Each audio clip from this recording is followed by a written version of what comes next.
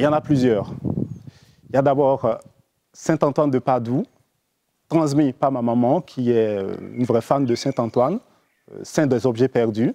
Donc j'ai découvert très vite Saint-Antoine, c'est le saint de mon enfance. Et puis après, il y a Sainte Thérèse de l'Enfant Jésus, la petite voix, c'est formidable. Et j'ai découvert Sainte Thérèse plus tard. Et comme figure de prêtre, le Saint Padre Pio me parle beaucoup aussi, très spirituel, très engagé dans sa pastorale et en même temps très proche des gens dans les œuvres de charité aussi. Et je lui dirais de faire confiance au Seigneur. Je lui dirais que la vie n'a de sens que lorsqu'on a le courage de l'aventure et la certitude que le Seigneur ne nous abandonne pas. C'est un laisser-aller, il faut s'abandonner au Seigneur et il faut faire confiance. Confiance.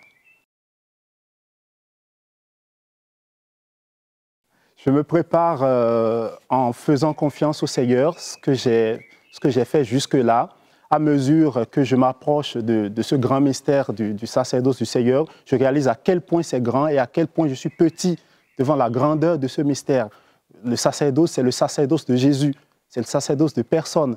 Les prêtres sont prêtres de Jésus-Christ et moi je vais devenir prêtre de Jésus-Christ, je vais partager le ministère de Jésus. C'est une chose extraordinaire.